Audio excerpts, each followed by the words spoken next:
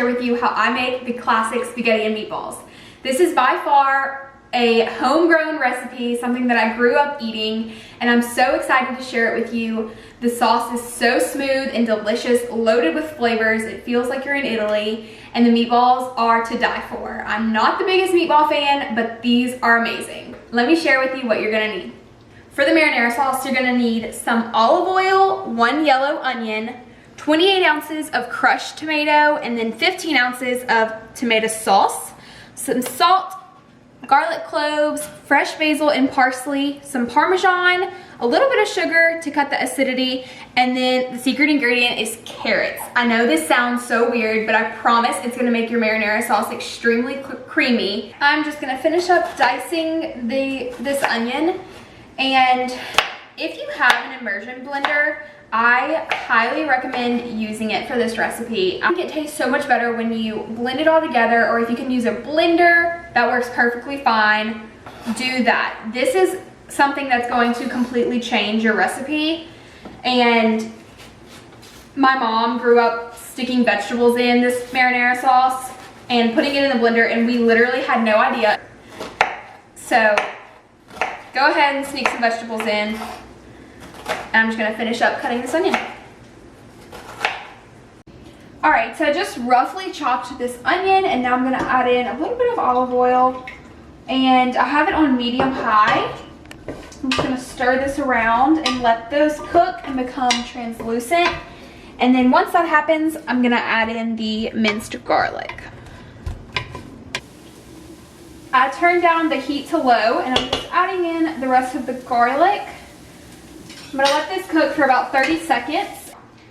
For the carrots, I'm just going to cut them in half. I'm using baby carrots right now, but you can use a carrot stick. That's really what I would be using, but what I had in my fridge were baby carrots, so I'm probably gonna use 12 of them. And I'm just gonna cut down the middle and go from there. You really don't have to worry about the size of them because you will be using the immersion blender or just a normal blender. Pop these in the pot now.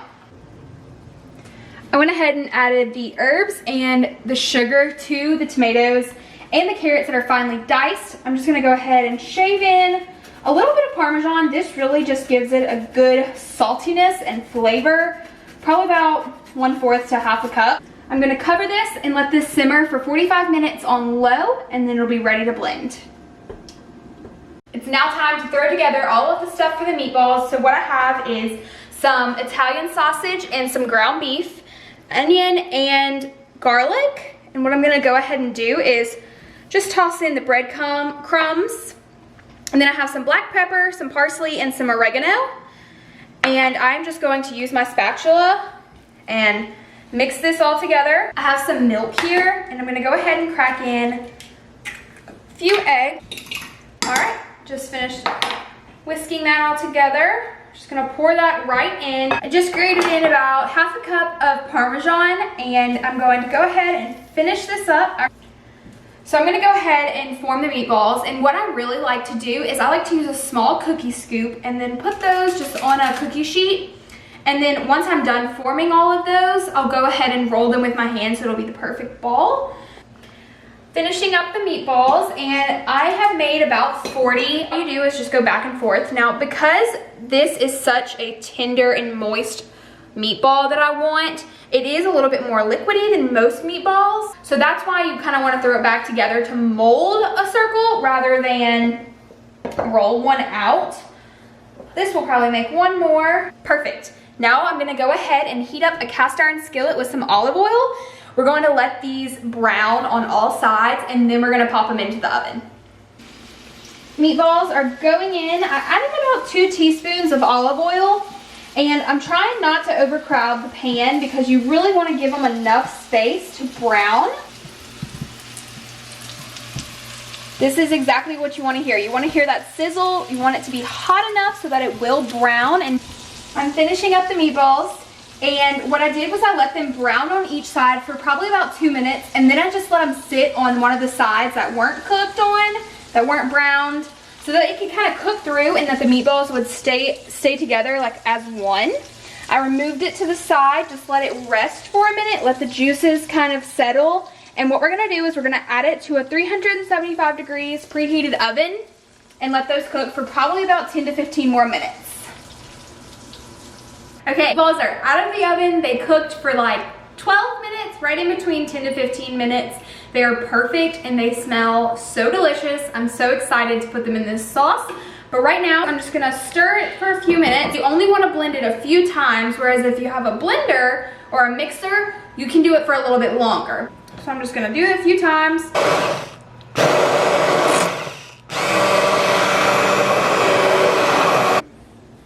Okay, so the last of the meatballs are going in. I'm just gonna put them in there and stir it around so that they can all get submersed in that sauce and all get completely covered.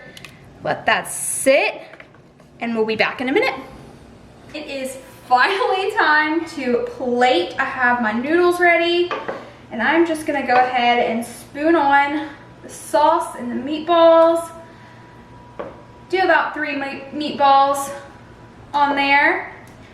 And then if you wanna thin out your sauce, just go ahead and put in a little bit of that pasta water to thin it out. That'll be full of flavor. And then of course, we need to top it with a little bit of Parmesan.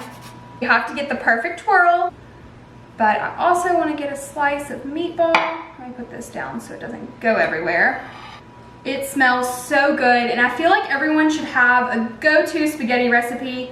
Growing up, we called it spaghetti madness, so here we go.